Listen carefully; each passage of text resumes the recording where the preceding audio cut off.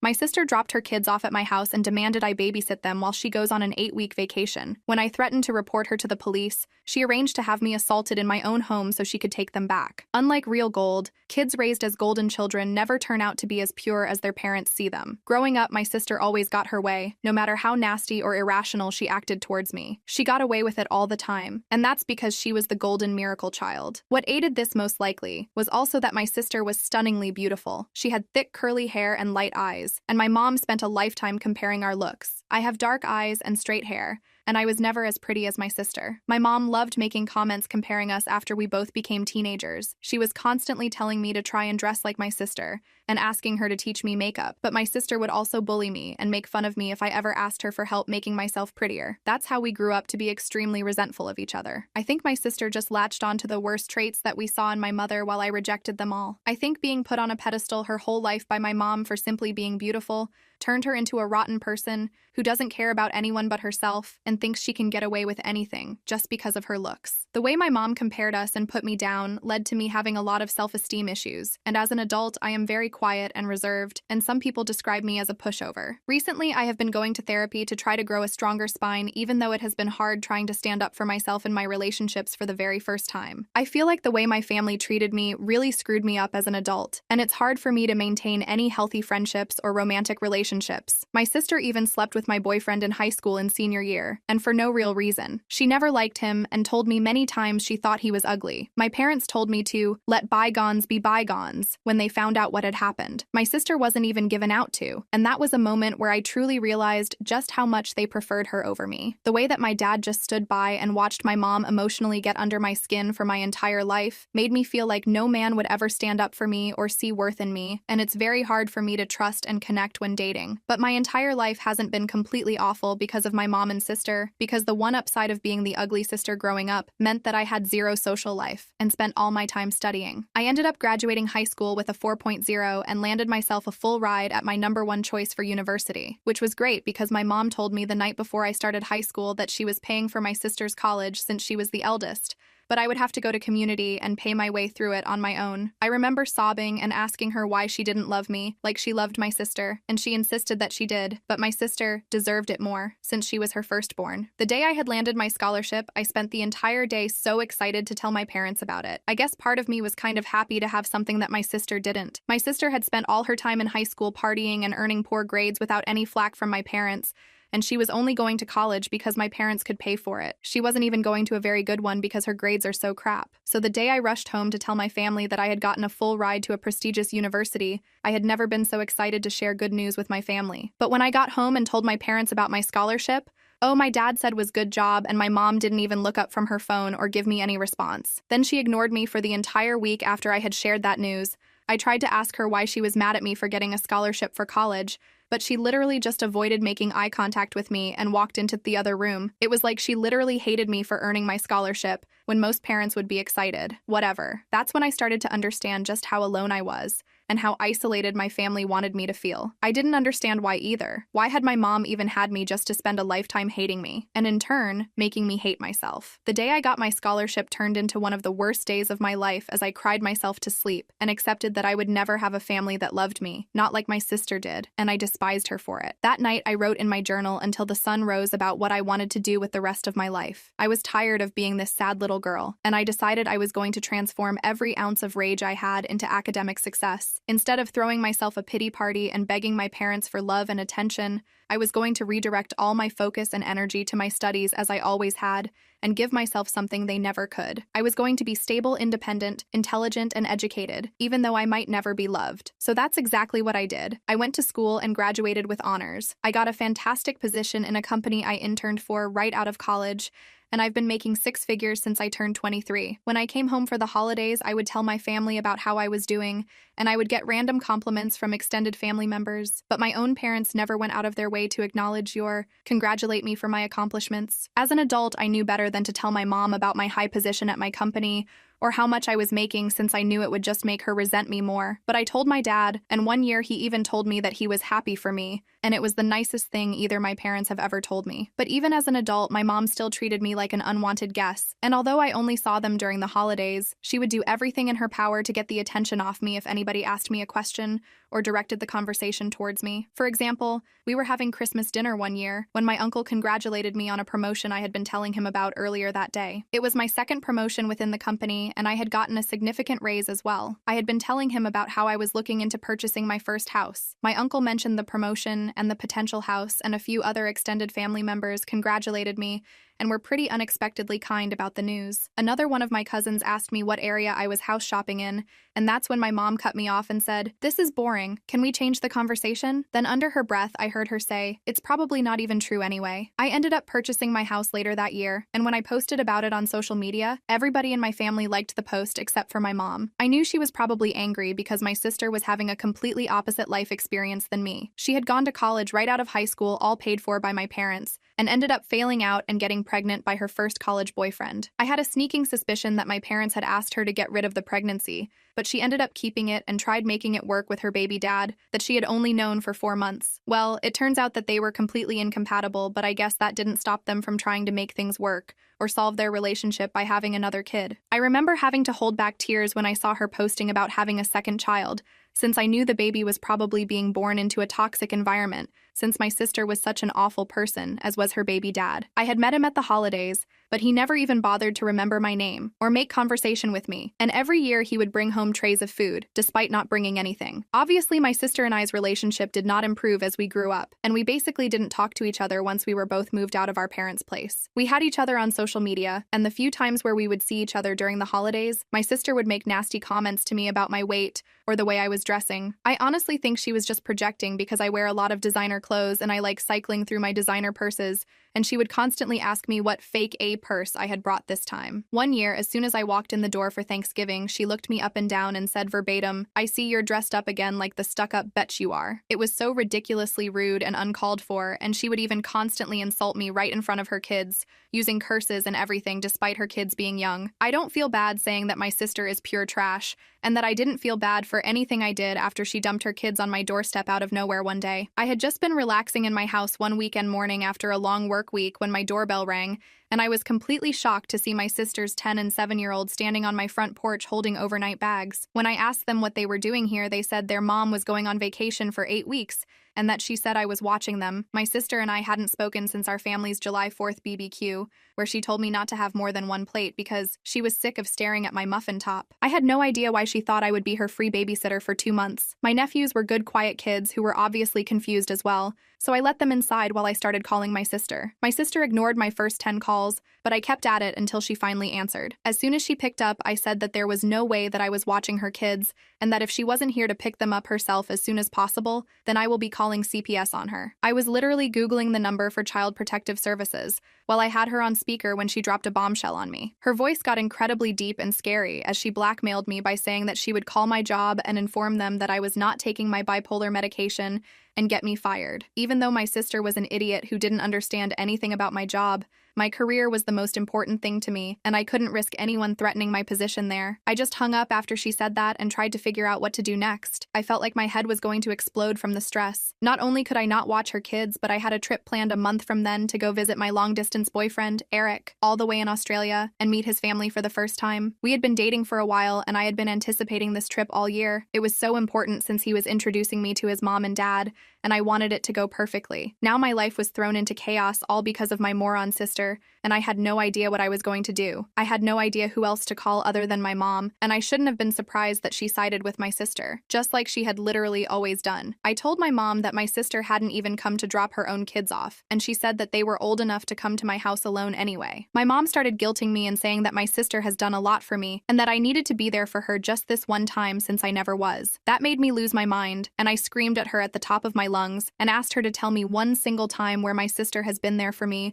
or improved my life in any way. I told my mom that both her and my sister had never been there for me, and had treated me like I was some unwashed dog in their house instead of their own family. I demanded my mom visit me so that worst-case scenario I could leave my mom in my house while I flew to Australia as my nephew's caretakers instead of me. I had very little hopes that my sister would abandon her trip to come back for her kids since she was so quick to dump them on me. When my mom finally got to my place, she was cold as ever and looked at me with the same hateful eyes that she always had for me. We sat down in my living room and my mom explained to me that I was being an awful sibling to my sister as always, and lectured me about family being there in each other's times of needs. I ignored all my mom's appreciate crap and demanded to know exactly what kind of vacation my sister was on that was so important that she would forget her kids and leave them with someone who essentially hated her despite being her own sister. I told my mom that everything about this was weird and suspicious, and my sister disappearing for 8 weeks out of nowhere and leaving 2 young kids behind made no sense, and then I wanted the truth if I was going to be involved without consent like this. That's when my mom's face changed, and eventually she admitted to me that my sister wasn't just going on some vacation, she was actually being flown out by her sugar daddy. I literally laughed when she said this because I thought she was joking, but her face was dead serious. I was so emotionally exhausted at that point, and I freaked out on my mom asking her how she could be okay with this in any way. I told her that she had raised a complete loser of a daughter who left the country to go see a sugar daddy,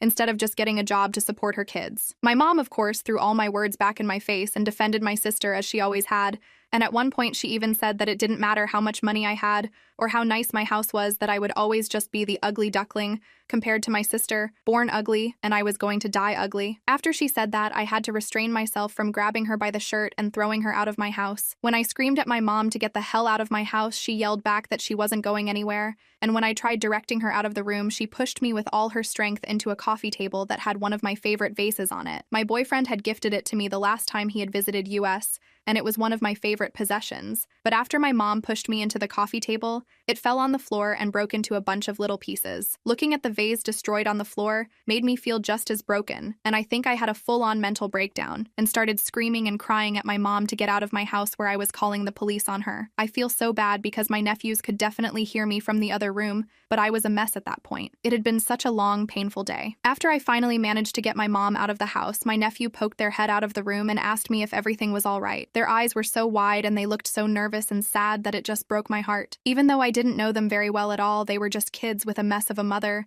and I felt so bad for them in that moment. I ordered DoorDash for all of us and let them watch movies and play video games in my living room until they passed out late. When I finally got through to her, I immediately started yelling at her for completely disrupting my life, and I brought up CPS again. My sister just gave me this sinister laugh over the phone and told me again that it was my own choice, that I could either watch her kids or lose my job. At one point, she hissed that she knew I was nothing without my job and that I would go back to being a loser without it. This stung me right in the heart because it was the honest truth. I had my degree and a solid resume, but I really identified with my career success, and I would do anything not to lose it. At that point, I was crying and asking my sister why she hated me so much, and why she had abandoned her little kids for a sugar daddy. She just said that she was the type of woman who could make millions from a sugar daddy in 2 months, and that was something I never had to worry about. I think she was just trying to break me down and make me feel small at that point, so I just gave up, and honestly, it was working. We went back and forth for a while until my sister literally hung up on me after a final threat of contacting my job, and I just broke down in tears again, realizing that I had no power against her. My nephews were downstairs watching a movie in the living room, and so I had privacy upstairs and decided to call my boyfriend. I hadn't had a chance to talk to him since my nephews had been left on my doorstep, and I ended up breaking down and venting to him about all the details of the situation. I couldn't hold back tears as I told him about my sister's threats and my mom's continued disrespect, and told him how I felt completely trapped by my sister. Even though he is on the other side of the planet, my boyfriend made me feel so loved and supported, and was literally the only person who was in my corner, and I'm so grateful for him. He said that my sister was potentially committing multiple crimes by abandoning her kids and threatening me with career blackmail, and that I needed to get some solid evidence of her actions. He suggested that I contact my sister again and try to get her to repeat her threat about the false medical accusations, but this time secretly record the conversation as evidence. My boyfriend knew about my past with my sister and my mom, and pointed out that my sister was clearly unhinged, and it wouldn't take a lot for my sister to act on this threat, and that I should do everything to prepare. Of course, it freaked me out to hear that, but he was 100% right. I knew my sister was insane more than anybody, and I decided to go with his plan. Even though I was still feeling very emotionally overwhelmed by everything that was happening, I still wanted my nephews to feel comfortable and cared for. I knew what it felt like to be a child in a home where you weren't wanted, and I didn't ever want to make these innocent little boys who were related to me feel that way. I ended up going downstairs and playing a multiplayer video game with them for a little while, and it ended up being really fun. They were so surprised when I knew how to play first-person shooters, and were so cute as they were giggling and laughing while watching me get call after call. I wasn't expecting to bond with them after such a stressful weekend, but when we all ordered pizza together and had a contest to see who could eat the most pieces of pepperoni, I realized that I honestly loved the two little boys. They were nothing like their mom, even though I knew my sister couldn't have been a great parent. They were both super polite, and even though it took a little while for them to come out of their shells, they were both really sweet, funny little boys. They were very good about cleaning up after themselves, and were always saying please and thank you. As I was hanging out with my nephews into the afternoon, I realized that they both had holes in their socks, and my older nephew's clothes looked sort of small on him. I looked through the rest of the clothes my sister had packed for them, and realized that they were all either old or too small for the boys they were meant for. Again, I wasn't incredibly surprised that my sister was a cheap, neglectful parent, and I decided to take my nephews to the mall for some new wardrobes. I almost cried multiple times during that trip to the mall, because my nephews completely came out of their shells, and were so excited and happy running around the mall. Like I said, I remember what it felt like to be a neglected child, and I just wanted them to feel like they could have anything they wanted, and that I was there for them, and wanted to make them happy. So anytime we walked past a window and they wanted to go in a store, we would go in, and I kept buying them whatever they wanted. It was impossible not to. My youngest nephew was missing his two front teeth, and every time he gave me his goofy little empty smile, my heart ached, and I had to buy him another little treat or toy. They left them all that day with new clothes that looked great on them and fit them comfortably, and I had also bought them both Nintendo Switches. It was so hard not to spoil them. I didn't have kids in my own, and I had plenty of money to buy them the little things they wanted. When I had bought them the Switches, both of them broke down crying and hugged me, and I noticed the 10-year-old had started crying again during our ride home, and I asked him if he was okay. He looked at me through his tears in his eyes, and asked me why I was being so nice to them, and why they deserved it. I told him that they deserve my kindness because they were my boys too, and that they were kids, and that alone meant they deserved to be happy. This only seemed to make him cry harder, and he told me that he was feeling angry at his mom for keeping us apart. This broke my heart, and I told him that I was sorry that we hadn't been able to get to know each other before, but I was really happy that he and his brother were here with me now,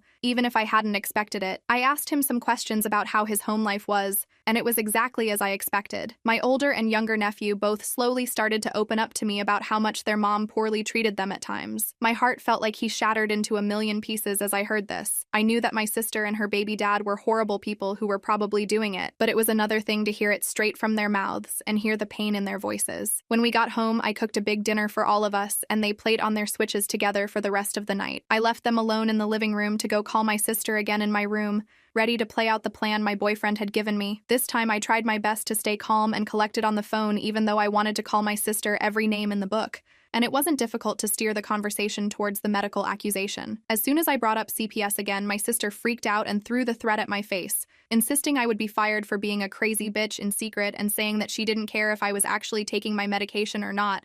Nobody was going to know if she was lying. She just kept telling me that nobody would believe a crazy sick bitch like me, and that I didn't deserve my job anyway. I honestly think my sister might have been on drugs herself during this call, because she sounded strung out and just kept repeating crazy phrases. After I had gotten what I needed out of the call, I hung up on my sister as she just kept saying that I didn't deserve anything in this life. I didn't deserve anything over and over again. Whatever. I pushed her words out of my mind as I made sure that I had recorded the entire call successfully. I had my sister recorded on audio saying that she was going to make false medical accusations to my employer. I realized how genius my boyfriend had been to suggest getting this recording, and I started emotionally preparing myself for the fallout if my sister followed through with her threat. After getting the recording, I tried my best to calm down and put my nephews to bed. The next morning before they woke up, I called CPS as soon as the line opened and reported the entire situation. I explained how my sister had abandoned her children and how we were completely estranged. I even want us to say that she had not only abandoned them, but left them here under completely false pretenses, and then used manipulation and coercion to force me to take care of them. I was surprised that CPS was actually pretty helpful, and I shared the recording with them. The agent that I spoke took a moment to listen to the recording and said that it was clear that my sister was using blackmail to neglect her children and was certainly committing a litany of crimes. The agent informed me that they would be opening an investigation immediately and that my sister would be contacted as soon as possible. I was shaking after the call and tried to decompress the best that I could and spend the rest of the day with my nephews, relaxing and bonding with them. My mom ended up calling me the next day, and I really have no idea why I even picked up. I think I was just still so disoriented and emotionally vulnerable, and ended up getting into another huge fight with her over the phone. I let it slip to her that I had gone and called CPS, and then my sister would finally pay for the way she treated me, and my mom hung up as soon as I said that. I'll be honest, I was shaking after those calls. Just making the call to CPS was so nerve-wracking, and then fighting with my mom over the phone and telling her about CPS felt like a huge mistake. I didn't regret calling CPS, but I knew that my mom would do anything to protect my sister, and that she didn't care about my nephew's safety just the same as my sister. All I really knew about my mom was that she hated me and that she loved my sister, and I was sure what would happen next. There was absolutely no way that my mom wasn't going to immediately contact my sister after finding out that I had contacted CPS and try to put her 2 steps ahead of me. I was sure that she had hung up the phone on me to call my sister immediately, and there was no way that my sister wouldn't know about me calling CPS by the next day. I had a sleepless night, and the next morning, when I arrived at work, my receptionist informed me that my supervisor had scheduled a meeting with me before lunch, which meant that it was urgent. As nervous as I was to learn about this impromptu meeting, I knew that it was coming, and like I said, I knew my sister was crazy, and it was clear that all she wanted to do was ruin my life. I sat down in the meeting and cracked my knuckles to try to relieve the tension I was feeling. My 2 supervisors were there, and so was a higher-up I had never met before. All of them were looking at me with suspicion in their eyes, and I felt like a bug under a microscope. Sure enough, they explained to me that they had been contacted by a trusted source within my family and had been informed that I was potentially unmedicated for a severe mental illness. They even told me that they had been given extreme details about past mental breaks that I have had, and they were concerned about me having a psychotic break within the office. But neither they are. My sister knew how prepared I had been for this meeting today. Of course, I knew that my sister was going to follow through with her threat. She had always hated me, and being able to rob me of my high-paying position would be the ultimate screw. You to her ugly little sister. And I knew she wouldn't hesitate to do it, but she would revel in it. If I hadn't been watching her nephews,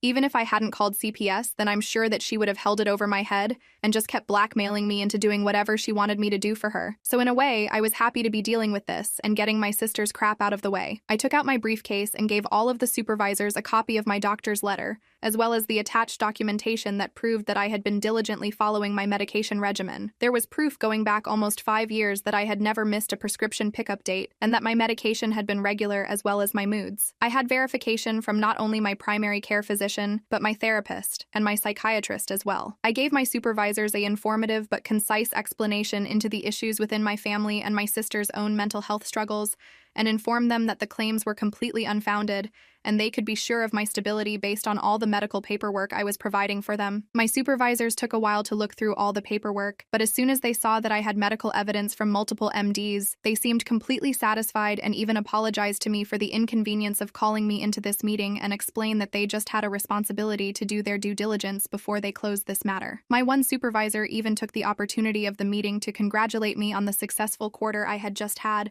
and bragged about my performance to the other supervisors, which made me look excellent. I literally left the meeting giggling because of how well it had went despite the reason for it, and thought about how poorly my sister's moronic plan had backfired on her. I could barely focus on my work for the rest of the day because I kept smiling dumbly every single time I thought about how I got to call my sister after I finished work and tell her about how her plan had been a complete bust. I called my sister as soon as I got back to my car that day and almost cried laughing as I told her about how the meeting had only taken about 15 minutes because she had sounded so crazy and stupid on the phone, and my bosses had never believed her in the first place. My sister was enraged and accused me of lying and said that she was sure I had been fired, and then I was just trying to save face. This made me laugh harder, and I told her that she had failed at trying to get me fired just like she had failed at everything else in her life. I told her that the only skills she had as a woman pushing 40 was lying and failing, and that even her own children were disappointed in her. My sister lost it all over again and just kept calling me the B word and the C word over and over again, claiming that I had completely betrayed her and said that she was hopping on the first plane back and that she was going to make me regret every single thing I had done to her. I was still laughing after the call,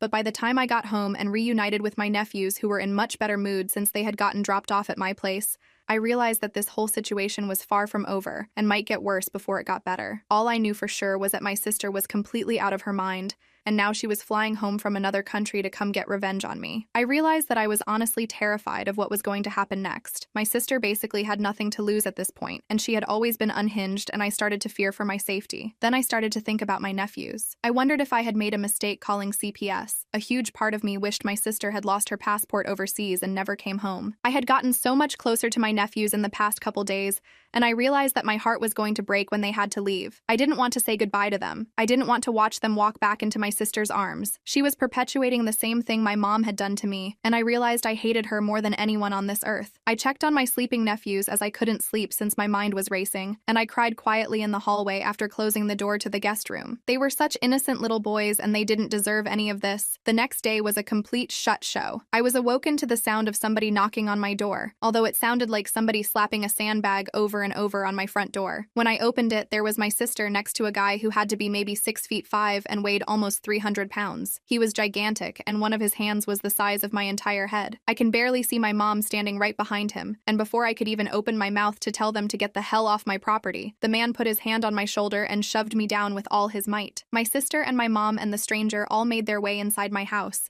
and I was collapsed on my floor as soreness sank into my shoulder where the man had thrown me down. I immediately started screaming at my sister for bringing the stranger to my house and screaming at him not to touch me, but he seemed to speak only Russian. I had no idea how this was even happening, and then I realized that my sister had beat CPS to my house. They have been scheduled to come around 11 a.m. that day, but my sister had busted my door down at 8 a.m. My nephews had been woken up by all the commotion and were walking out of the guest room with sleepy eyes at that point. I tried to get in between them and protect them from the stranger, but my sister barked at the man to go put my nephews in the car. It was complete chaos. Once they realized what was happening, both my nephews started asking my sister to leave them with me. I tried again to pull my oldest nephew out of the huge stranger's arms, but this time he grabbed my head and threw it into the wall. I saw stars as I sank to the floor and watched him carry my two little nephews out of my house. There was nothing I could do. My mom was crying too, but she left with them as well. Before they all walked out of my house, my sister walked over to me as I held my head in my hands, and when I looked up at her, she spit at me square the face. It was the most disgusting thing anyone's ever done to me, and one of the worst days of my life. They all drove off in this giant black Suburban that I had never seen my sister in before. I had no idea who the man was, and I couldn't believe the trauma that my sister had just inflicted upon everyone. She hadn't even let them take any of their stuff. They had left without any of their clothes, neither of their switches, and no breakfast. My heart broke for them, and I had an anxiety attack like I had never had before. I didn't realize how much it would hurt to care so much for my nephews, but I seriously love those boys with all my heart, and I just wanted to protect them and make sure that they were cared for like I never had been when I was their age. But now they were scared and shoeless, in some random car with my psychotic sister and a humongous stranger. I was so disgusted with my mom's behavior. I couldn't believe she had just stood by while she watched that huge man toss me around in my own home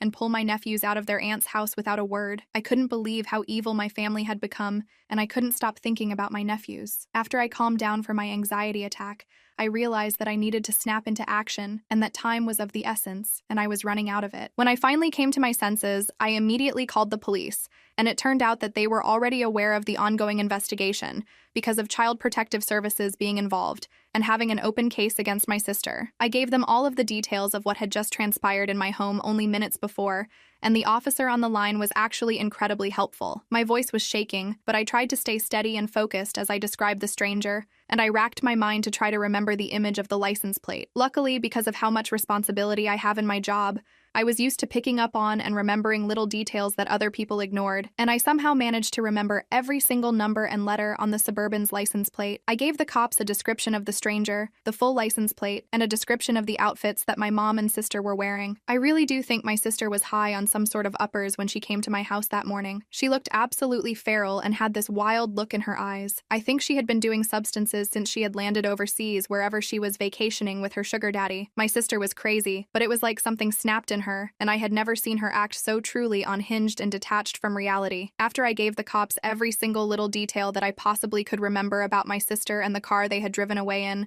I hung up and did my best to take my mind off things, but I literally could not focus on anything else. I couldn't sleep. I couldn't eat. I couldn't nap. I couldn't watch anything on TV. I just kept seeing my little nephews' faces in my head every time I closed my eyes and could not think about anything else except making sure that they were okay. I thought more about my mom and why she had always made excuse after excuse for my sister, and how it had enabled my sister to grow up into becoming a truly evil person. I even found myself thinking about my sister's trip, wondering what kind of stuff she had done there, if she really had a sugar daddy, and how much he had paid her. I wondered if the money she had made on her trip had truly been worth it. I even found myself thinking about what it would be like if it was just me and my nephews. I had the room for them, and now I definitely had the room for them in my heart as well. The more I thought about it, the more I wanted that outcome, my sister out of the picture, and just me and my nephews. I could give them everything that my sister couldn't, and if my sister and I ended up in front of a judge in a custody battle over my nephews, the judge would be staring at one woman with an overseas sugar daddy and another with multiple degrees and a penthouse office. I tried to think positive things, but random dark anxieties about my nephew's safety kept leaking into my mind. I wondered if the giant man she had brought in my house was her sugar daddy. I wondered if he was with my nephews. I had just been laying on my couch staring at the ceiling, overthinking, not realizing how much time had passed, when I finally got a call back from the police station. They had been searching for the Suburban my sister had left in for hours and finally found them. The officer who had called me back was the same one from earlier and continued to be very helpful and shared a lot of details with me. He told me that they had 3 different police cars on the scene when they went to pull over the black SUV, since they knew the man had already been violent that morning. Sure enough, even with firearms drawn on him, the man ran forward and trying to attack an officer and ended up getting hit in the thigh. He had punched 2 officers in the head and given a female officer a black eye. My sister had also physically attacked the officer who had tried to put handcuffs on her initially. I tried to picture it, my insane sister and the giant stranger physically battling a group of cops on the shoulder of the highway. I could not believe that something like this was actually happening in my family, and I wasn't just watching it on reality TV or something. I was still reeling in shock from everything the officer had shared with me about my sister's arrest, when he began telling me that my sister actually wanted to speak to me. I couldn't believe my ears, and he confirmed that my sister was sure that she wanted to use her one call on me. I asked the officer if he thought she was going to ask me for bail money, and he was honest and said yes, that's what she was screaming about. I told the officer that I wasn't even going to take her call and that she could rot in there for all I cared. The officer ended up giving me an understanding laugh, and I finally finished up the call without speaking to my sister. It was a complete mess, even though my sister was finally behind bars where she belonged. I found out my nephews were in CPS protection, and although they were safe, I was so worried. I also only had a week until my Australia trip,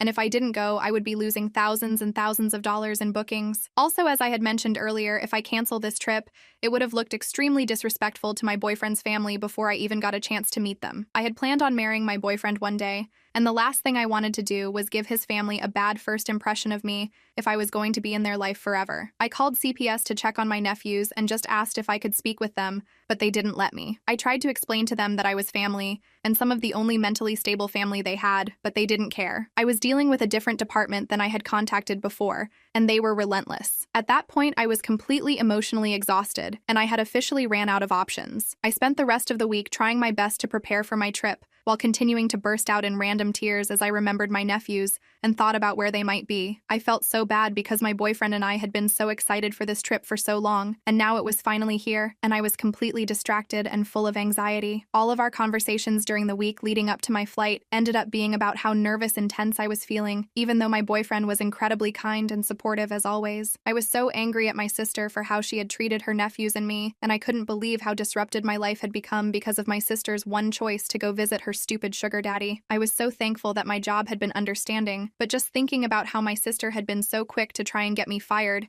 made me feel so betrayed and distressing of anybody in my family. Even my dad was off somewhere and not getting involved in all this drama when he surely was aware of all of it. He was spineless, just like my useless mom. My mom didn't even care about her grandchildren. She had enabled my sister's idiot choices, and that had led to her grandchildren being in the custody of strangers. I was sitting at the bar at the airport on the day of my flight to Australia, 2 cocktails deep, when I started looking at some photos of my nephews that I had taken while they were staying with me. We had taken these silly photo booth pictures at the mall all together, and I couldn't help but begin crying all over again over how much I loved and missed them. I decided that that would be the last time I cried until I landed back in America, and told myself that I really needed to try my best to enjoy the time with my boyfriend and his family. I had a life as well, and I couldn't let my sister ruin my time even from all the way across the globe. My time in Australia ended up going amazingly. I hadn't seen my boyfriend in months, and when he ran to me in the airport and picked me up princess style, I felt my heart explode from happiness. I had been through so much in those past couple of weeks, and just being back in the arms of my boyfriend, who was so warm and caring to me, made me feel so healed, and he spent every moment of the trip catering to me. Meeting his family went excellently, and I got along with both of his parents as soon as I was introduced. They turned out to be really fun, active people, and we did a lot of sightseeing together where they took me to their favorite nature hikes and views in their area. At one point, my boyfriend took me on a hike, just the 2 of us, to his favorite secret waterfall, and we skinny dipped together and just swam and laughed and kissed for hours. It was one of the most romantic days of my life, and I could not believe how perfectly the trip had gone, even though I was so worried before I left. But of course, when I got home, the nightmare with my sister resumed. I decided to head to the local police station a couple days after I landed back in the US to officially press charges against not only my sister, but my mom for breaking and entering into my home. They had that man literally pick me up and toss me to the side so that they could barge into my house, and I was not letting that slide. When I went to go file the charges, I learned that the CPS investigation into my sister was ongoing, and I was kind of frustrated to hear that they hadn't found anything conclusive yet. If they just spoke to my nephews, they would have understood what they had been through. On top of that, my sister had literally been arrested with a guy who had attacked multiple cops, and so I didn't see how that was improved that she was clearly an unfit parent for my nephews. I left the police station that day, content that the charges were filed against my family, but incredibly frustrated to learn that the CPS investigation wasn't resolved yet. I just kept worrying about my nephew's safety and knew that them being with strangers couldn't have been good for them, even if it was better than being with my sister. I also could not stop thinking about how my sister had dragged them out of my house that morning without letting them grab any of their things. My youngest nephew had this little dog plushie that he brought literally everywhere. I had been sleeping with it ever since my sister had taken my nephews away that day, and some mornings it made me want to cry just to wake up and see that little plush dog looking back at me. Like I said, my sister hadn't even let them put their shoes on. The poor little boys were probably so disoriented and felt so lost and abandoned, and I just wanted to make things right for them. But I felt like I had no power until CPS finally made a decision. About a month after my sister's arrest, after calling CPS every single day and demanding updates on her case, they had finally come to a conclusion. They had made a decision to officially remove both my nephews from my sister's custody and put them in protective care. When the CPS agent first explained this to me, I was annoyed. I asked him to explain how that was any different than what had been going on, and they said that it now meant that my sister was not only being taken to court, but she would have to go to court if she wanted custody back of her kids ever again. I asked the CBS agent if it was likely she would win if she tried to get custody back, and the CPS agent told me that it depends if any other more fitting relatives would show up to court and ask for custody of my nephews. I knew immediately that that was what I was going to do, and I opened a separate court case in an effort to try to win custody of my nephews. I didn't care how long it took, I didn't care how expensive the legal fees would be, and I opted to get the best lawyer that I could afford to work on my custody case, since I knew it was one of the most difficult legal battles you could enter into. But before the custody case even started, the case I had against my sister for the breaking and entering into my home was the first one to begin. I know some people might judge me for taking my own sister to court, but I literally would have fist-fought her in a Wendy's parking lot at that point. But I figured I should follow the law if I ever wanted custody of my nephews. At the end of the day, that was my only goal in all of this. I just wanted my sister out of the way and my nephews back at home with me. On the first day of our trial, I saw my sister in court, and it was the first time we had seen each other since the day she had broken into my house and let the man attack me. The very last interaction her and I had was me looking up at her and her spinning a huge glob of spit directly into my face, so it was fair to say that neither of us were excited to see the other. Well, the trial began, and eventually the judge mentioned that I had opened a custody case against her for full custody of my nephews. I guess my sister's public defender hadn't informed her before then, and she was finding out for the first time in the courtroom that day. Well, my sister has never been one to react well to bad news, and after the judge let the news slip about my custody charges against her, my sister completely snapped. Despite us being in the middle of a courtroom, my sister slowly angled her body towards me, screamed my name, and then pounced on me like some sort of crazed hyena. She was clawing and scratching on my face and trying to rip out chunks of my hair. It didn't take long for the bailiff to come over and pull her off of me, but she managed to bite down extremely hard on my forearm right before he got to her. It was one of the worst pains I had ever felt in my life, and the bite looked nasty and ended up getting infected. All this happened right in front of the judge, and once everything had calmed down, I knew my sister had just sealed her entire fate. It took months and months, almost 2 years actually, for all of the criminal charges against my sister to pass and for her to finally get locked up for good. She was serving a life sentence thanks to all of her crimes stacked up on top of each other, and there was no way she was seeing the light of day anytime soon since her chances for appeal were so poor. I never dropped the breaking and entering charges against my mom, and the only way my mom managed to stay out of prison was by testifying against my sister in court and throwing her under the bus. I don't think I've ever felt such sweet satisfaction as watching my mom blame my sister for everything that had happened